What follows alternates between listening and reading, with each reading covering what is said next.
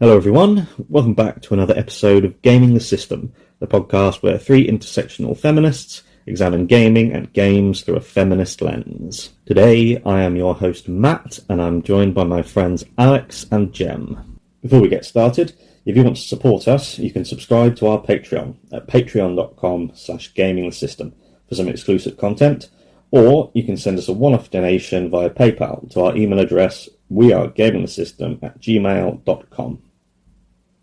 So everyone, welcome back to part 2 of our little conversation about the characters, both companion and non-companion, of Baldur's Gate 3. We'll go through them one by one. We've done a fan cast of most of them, and that'll be a good jumping off point for us to have our conversations. We're joined once again by Finn. Thank you very much for being here. And let's get started. So we have... First off, Tav is an interesting choice of default name for them. Do you know where it's from? Tavern? Short for Tavern? It's Sven's. I think it's Sven's dog's name is Gustav. So it's short for Gustav, which is the name of the dog. Aww. That's fab. That's cool. I didn't know that. But when I was making the character and it came up with I normally spend ages coming up with names for my characters, but it came up with a character name, and it suggested Tav, and I thought it was an auto-generated name, and I was like, oh, that's really cool, I'll go with that.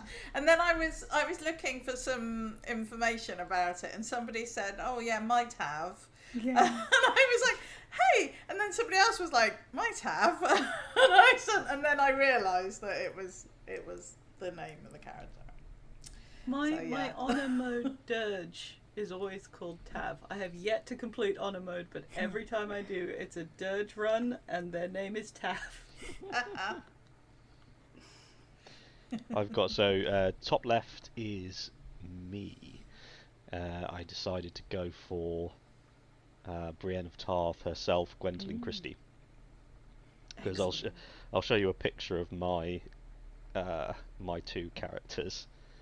Oh wow! So we've got we've got the beautiful, slender. Well, not slender. Actually, I chose the bigger versions of each character, and I've got my beautiful, pure-looking druid wood half-elf guild artisan. That's the Brienne of Tarth, beautiful in the resplendent armor with a smile, and then I've got the haggard-looking wizard who's eaten every single mind flayer parasite they could find. And is he wearing Gortash's outfit? Yeah, she is. It's a nice coat. It's a very nice coat. And this was, so I turned into a mind flayer at the end, but I wanted to get a look at what I looked like beforehand. And that one I had the eye plucked out by either the crone or Volo. Did any of you go mind flayer at the end? I can't say it because I have not reached the end. No. I want my after party with my bae. You can have the after party. You survive. Yeah, but I think the only person who will continue to romance you is Gale, who is very, very proud of his squid spouse, and everybody else is like, nope, I'm good. Really? Oh, that's sad. I just wanted she's very good at being massive, but also having a range of incredibly vulnerable to incredibly, I'm in command here, you bastard. And I'm gonna, and so I took the first run was my character called Callista Vane, which is my default fantasy character name, and that was me playing as me, being nice to everyone. And then the second one was me being a bit nastier and crueler, and she suits that one as well. Who's the top right? That's me. So I went for a male and a female actor just in case, and I think I chose these two because I felt like they have quite. There's a sort of a neutrality about them both, in that they can be who you want them to be. So that was one of the reasons why I like them both. And obviously we've got Dev Patel, who you might know from Slumdog Millionaire and Monkey Man. yeah, Monkey Man and The Green Knight, but also he's. Yeah, I like the fact that he can play quite serious. Can be quite serious, but then and emotional, but then can also be quite light and carefree. So I felt like he has the range for Tav's experiences really, and then that's Anya Taylor-Joy, who you might know from The Queen's Gambit, which I've not seen, but I have seen all the trailers for, and The Witch, and yeah, again, she's got this ability to kind of be lots of different kinds of personalities and lots of different levels of intensity. So I just went for sort of people that were quite neutral is the wrong word, but I suppose that's the best sort of description for this. And I don't think either of them look anything like my actual character, so wasn't sort of looking for that because she's mine. But yeah, I felt like either of these two could play, and I think it would be really interesting, wouldn't it? Because if there was a film, would it be a male or a female, Tav, or non-binary? And how it's pretty much impossible to. Well, I don't know if impossible. Very difficult to capture the dynamic of choose your own adventure that is as in depth and varied as something like Baldur's Gate 3 is, because The Witcher 3 has branching storylines, but it's got nothing on Baldur's Gate 3, and it would have to be a very different kind of show to capture that, because you can only go one way with a TV show. I mean, I am a Witcher books super fan. Ah, right. So The Witcher at least had that to fall back on, whereas Baldur's Gate doesn't have. It should. I would buy and read those books, but it doesn't. No, it doesn't have that lore. I mean, I suppose it does in that it's set in your classic sort of D&D world. So it's got that to draw on, but yeah, it doesn't have the narrative side of it.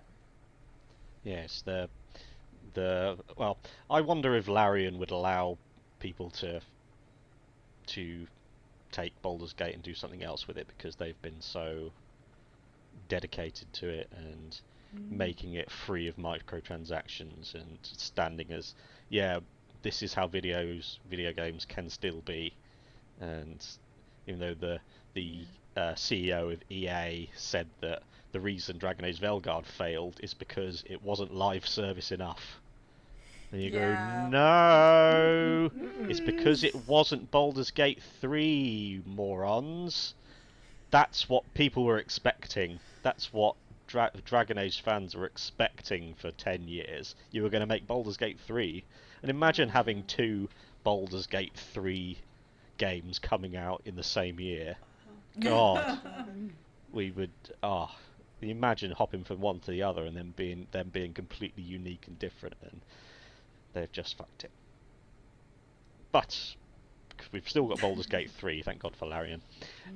Who is that yours, Alex, on Bomb? It is, yes. So I think Saoirse Ronan, for those that don't know, she's been in Lady Bird, a few Wes Anderson films. What else? She was in Little Women as well.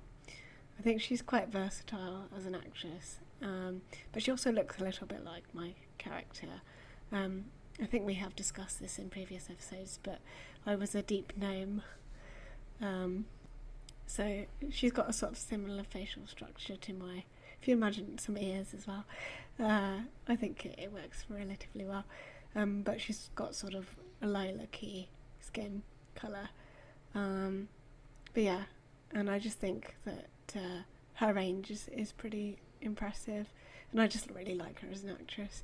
And then the male Tav is Abu Bakr Salim, who is the voice of Bayek from Assassin's Creed Origins, but has also developed a game that we talked about in a previous episode, and it's getting a sequel, so he's very excited about that as well. Trying to remember the name of it, but my brain is failing me. But yeah, and I think he's really young still, but I think the way that he inhabited the role of Bayek, who is a father on a vengeance mission, essentially. You saw so many different sides to him as a character, but also really bought into that fatherly bond that he had with his son in the way that the game explored that through the story. So I think that as an actor, Abu Bakr, or Abu for short, would do really well in sort of putting himself in lots of different situations, which you do with your Tav, obviously. So yeah, those are my picks for Tav.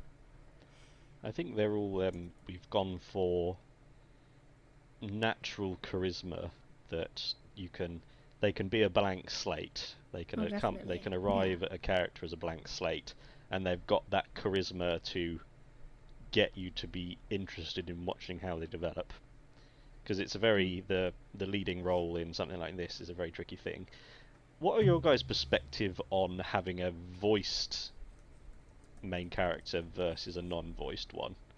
Because in this game you're not voiced, you just click on the thing and then it doesn't read them, whereas in games like Fallout 4 and Witcher and Cyberpunk 2077 the protagonist is voiced. There is a voice for the parts when you're not in those conversations. When you're outside of it and you switch characters, they'll say something like, "Oh, nice and quiet," or "What have I got in my pockets?" or something.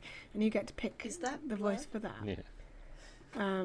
So there is a voice, but it's just not when you're having conversations with people. They don't read all of those lines.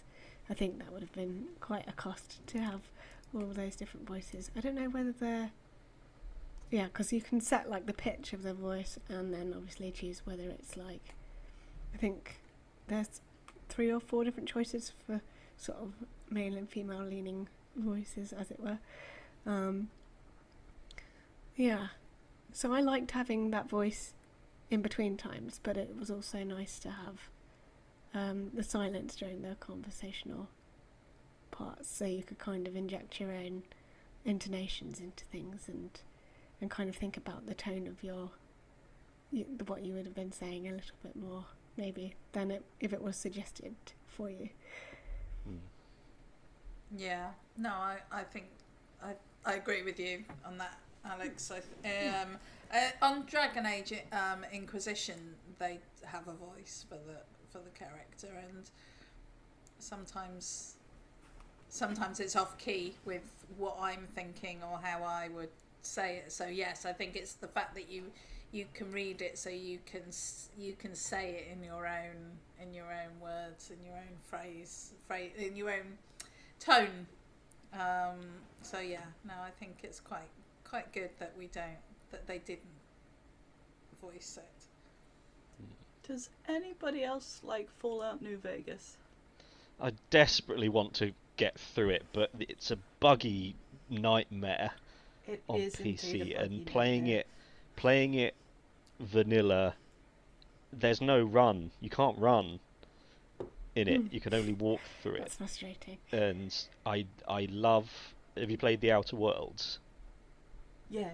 Oh, and that was made by the same people who made Fallout New Vegas. And it's just this beautiful, tantalizing masterpiece that I'm still trying to work out a way to play it the way that I want to play it.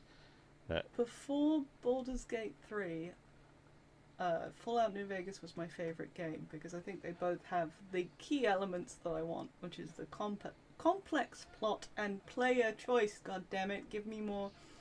And I would say for like The Witcher 3 or Disco Elysium, more so The Witcher 3. Like, Geralt is a character. You might be piloting that character, but Geralt is his own established guy. So him having voice lines I get, but Fallout, to be generous, until Fallout 4 was very much choose your own adventure, be your own person, make your own, much like Baldur's Gate.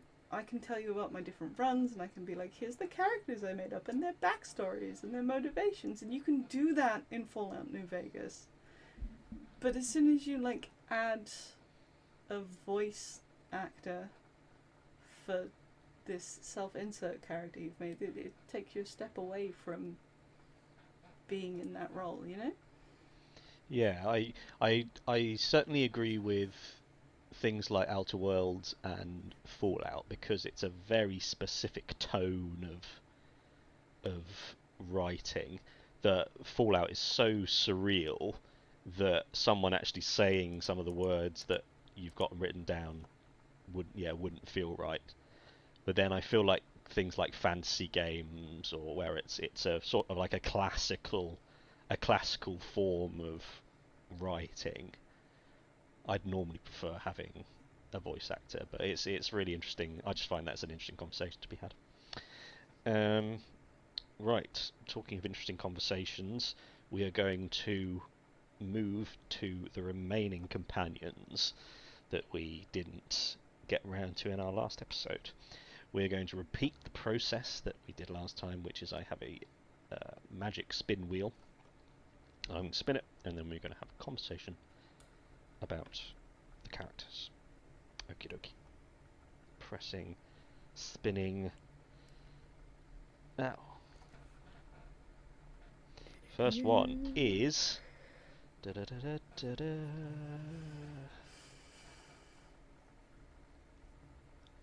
Minthara. So there are only 3 choices for this one, because I've never added. Minthara was another one I didn't realise you could have as a companion, so I haven't spent any time with her whatsoever. So I'll defer to you guys on this one. So on the left, I believe that's you, Alex.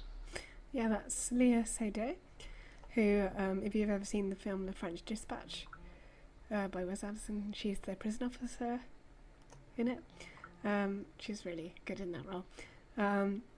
But yeah, I think she's just got those sort of vibes about her that fit the character particularly well. I just like the vibes. There's not much more to it than that, really. It's a simple choice. Yes. So can you describe in an elevator pitch who Minthara is and what she's about? Well, we didn't get to spend too much time with her, I don't think, because I think we killed her pretty early on in the playthrough. But she's like in charge of a little military operation, isn't she? From what I remember, it was going back quite a way now, because it was all the way in Act 1, I think, wasn't it? When you, around the same time, you meet the crone, isn't it? Is that right? Yeah, Act 1. I'm thinking Well, back she's now, in the down Goblin memory camp, lane. but yeah. Yeah, and then there's all these floaty eyeballs, right? There is a floaty eyeball. Yeah, yeah. It's in the goblin. That's right. The goblins. Yeah, and we were like, we should probably do something about the fact that she doesn't like us. So we ended up killing her. So her time in my playthrough was very short-lived indeed. But given the vibes, the generally evil-like vibes that we got, and we were like, right, we immediately have to kill this person. We didn't even know she could be a companion. That was how quickly we decided. So, yeah.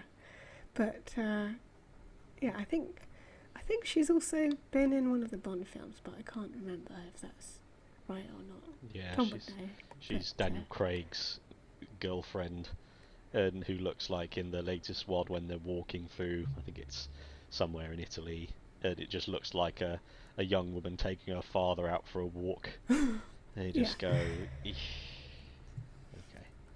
And she's also in Daniel Death Craig's, Stranding. what is he now? Is he in his 50s now? Yeah, mid-50s. Yeah. You noticed in Hollywood, the men age and the women stay the same age. Somehow. I went through all of Tom Cruise's films from the last 25 years, and the woman is always from like 32 to now 42 with Hayley Atwell and Rebecca Ferguson, but it's always been in that level, which is quite something. Who is the one in the middle? I was going to say, well, have I got a 51-year-old actress for you? Lena Headey, who was most famously Cersei in Game of Thrones. But when I was thinking about this character, I was thinking more her performance in Judge Dredd. Oh, yeah. Which is Great. bad movie, but she was the bad guy and perfect. It's the homicidal bisexual energy that we need. And also, I'm going to give everybody a tip straight from Reddit for people who play too much Baldur's Gate. If you talk to Minthara in Act 1 and then knock her out, you can have her as a companion from Act 2 onwards. Oh. Weirdest little thing that was a bug, and Larian just went, alright, you can have your evil drow. So, in my last 3 playthroughs, Minthara has been heavily involved in the party. But I'm not killing tieflings either, so... workarounds it is. But, I mean, you don't... I was going to say, there's so much chaotic bisexual energy is in Baldur's Gate 3. It is saturated with queer energy. And... it's the more you go into like the Reddits and the discussions of it, you just go wow, and there's a loss of opportunity for thirst as well, which is very very apparent. Sure is. And who's on the right? This is Jodie Comer, and I know her best from Killing Eve. I feel like you can't quite see that that's who she is in this photo, but I chose this image of her because it looks most like Minthara in the game, I thought. I mean, Minthara's she's really focused and dedicated to her cause, and I think that paladins usually are, and so I felt like she was a really interesting character, and I think Jodie could really bring that to light. I haven't played Minthara. I did actually betray her in the first act, so but you know, shit happens. But I think it would be really nice to see Jodie playing this character, and also because she's got this like kind of much darker look than Jodie has. I think it would be quite fun to sort of see her done up like her. Yeah, I think there's some good darkness, because you want, there's so many opportunities for real darkness in Baldur's Gate 3, even though it can come across as a light fluffy thing. There's lots of areas where it gets really dark and nasty, and I think Lena Headey's probably would be particularly fantastic, because Cersei, if you mix Cersei with Mama from Judge Dredd, and also her as Sarah Connor in the Terminator series, there's definitely something there. Cool. Right. One thing that I did think was really interesting about Minthara was that when you find her in the sort of goblin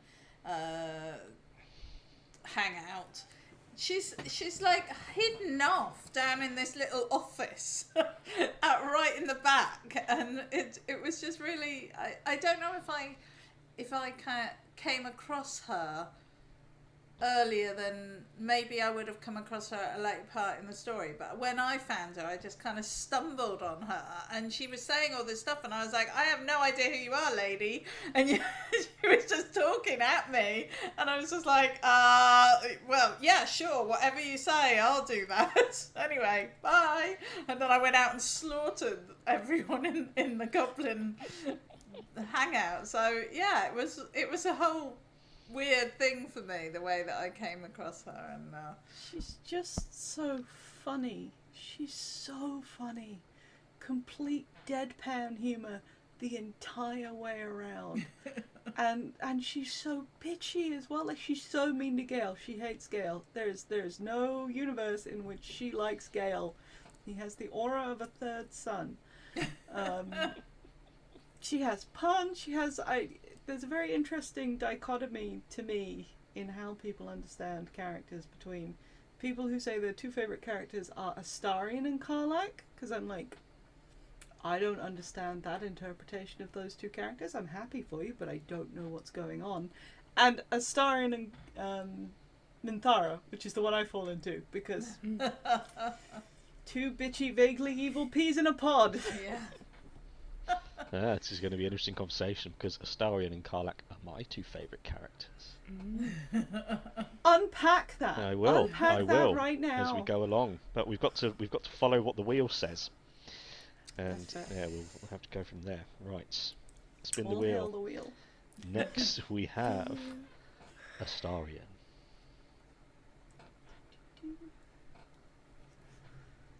Say, speak his name and he shall appear. So. Oh, that's an interesting selection of men. Top, yes, it is. So top left is me, which is Andrew Scott. Yeah, I can see it. Moriarty himself. He is the most oozing with queer chaoticness and charisma that because Astarion has that sort of built-in, emanating from his soul charisma that at first I found him just a bit irritating and a bit cocky and a bit just flowery, but playing through his quest line, seeing the layers beneath how he appears on the surface, and he has definitely had the most catastrophic trauma of any of the characters.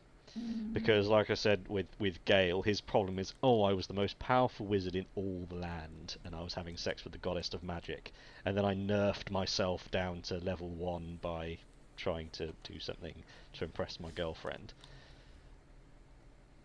That boy was groomed. I'll die on this hill. Whereas Astarion has been a slave for 200 years.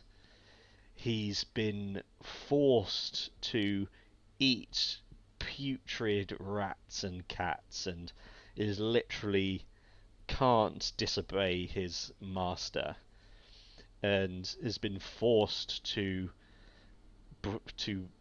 seduce and entrap and bring back beautiful people to be what he thinks is just eaten and killed by Cazador.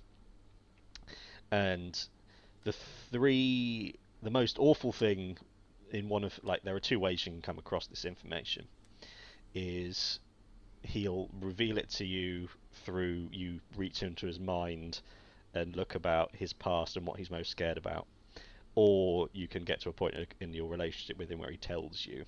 And that's one of the best bits of acting in the entire game for me, is when he's going, he buried me alive in a tomb for a year.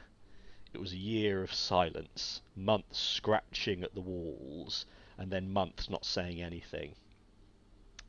And that was in his first decade. And he says it was because there was just this sweet boy that he could not bring to Cazador, so he tried to run. And then that's what Cazador did to him. And then 200 years, the next best bit of acting, finding all the spawn underneath Cazador's mansion and meeting Sebastian. And that little conversation there is just devastating, because that's one person, and every single person who is there that Astarion found will remember that Astarion that way. And then we meet Astarion where he is now, and even after enduring all of that trauma, he's still charismatic somehow, despite all that. And that is why he is one of only 7 of Cazador's spawn that are his hunters, because he finds the people that are the most charismatic regardless of the situation they're in. And then that leads to the best bit of acting in the entire game for me, which is when you talk him into killing Cazador and not ascending himself or letting him go or anything like that. And Astarion stabs him and just keeps on stabbing him. And then once he stabbed him, he just goes, ah, and just all of that 2 centuries of charisma Neil Newborn manages to just produce the rawest performance out of that. And it's just one of the most stunning things I've ever seen.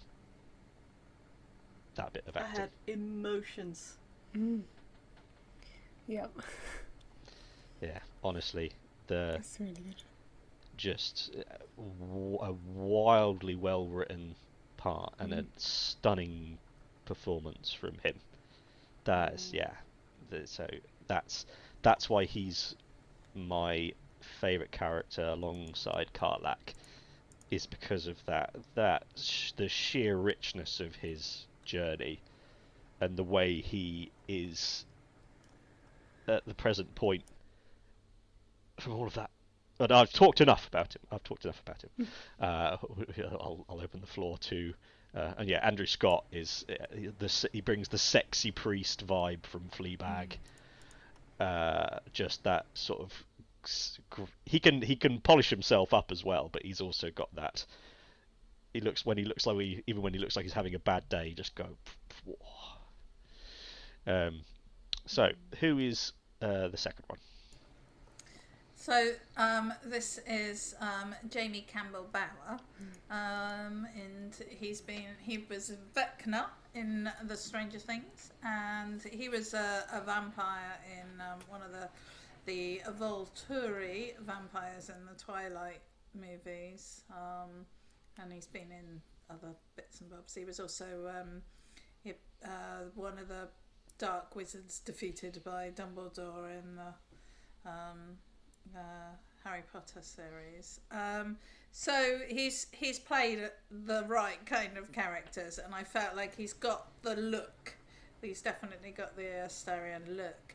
I think, from what you've just been saying, Matt, that I worry whether he would be able to bring that depth of story and characterization to the screen, actually, because I think that requires age, and I think this is always one of the difficult things, isn't it, with vampires, because they usually vamped when they're quite young, so they're sort of old souls in young bodies, so the actors that play them tend to be quite young, but they can't necessarily bring their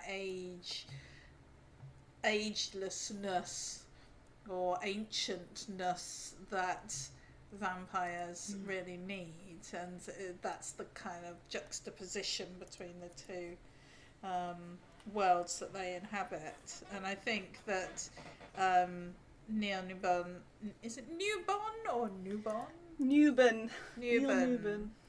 Neil Newborn, he really brought that to Astarion, and yeah, I think I really liked the character. I did find him very petulant, and I think it's really interesting what you were saying, Matt, about him having this really traumatic past, which you don't find out until sort of halfway through the game, really, and then it starts to unfold as that goes along, and that scene, the scene with Cazador is traumatic. You know, it was really emotional, that whole thing,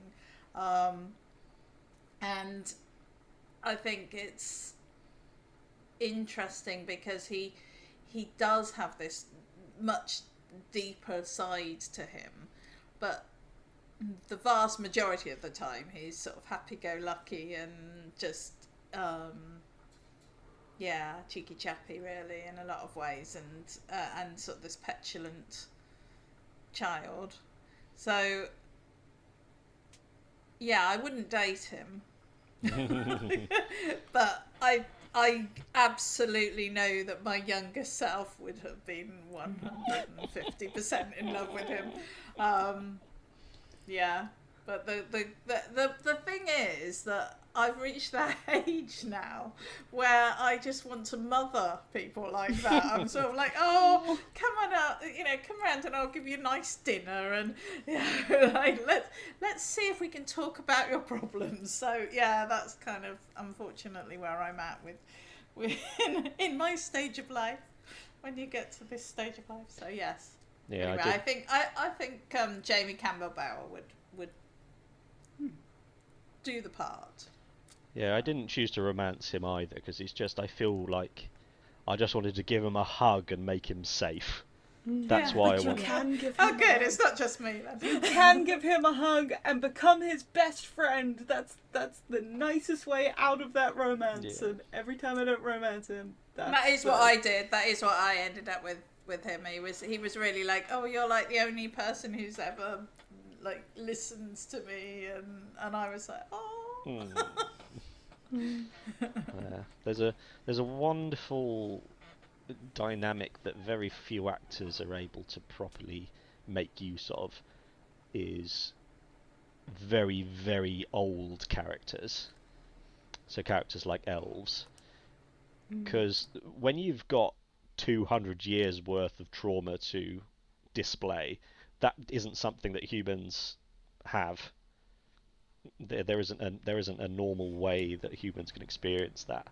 But then you get characters like Baldur from God of War, who's been completely numb for 100 years, and you just feel that through his performance.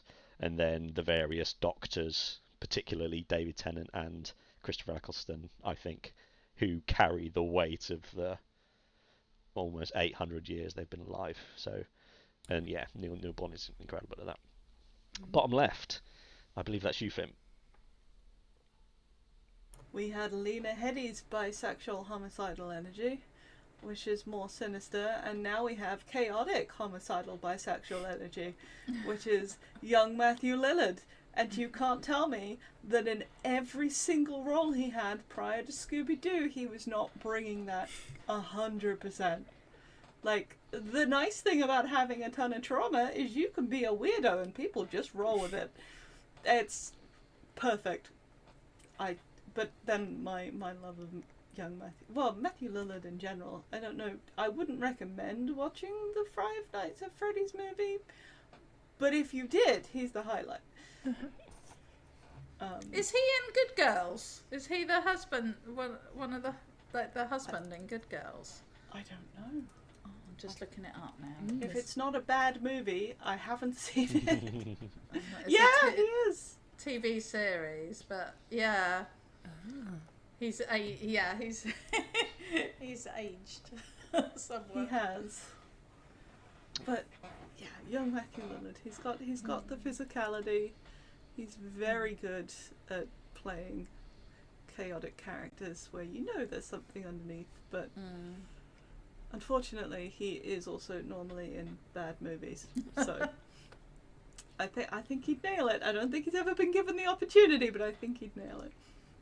He looks a bit like the first time you meet Astarion, where he goes, "There's something over there," and he goes, "Oh, you go and get it then," and then he grabs in you. the bushes. Can you kill it? So, No, you can kill it, can't you? Like you killed the others? I haven't played this game way too many times. it's always a sign of good writing where you can recall exactly a lot of the dialogue and also the way that they delivered it. Well, a really fun little again, I'm too into this, is that line when he says, "My name's Astarion," was one of the first, or if not the first line that Neil Newbern recorded.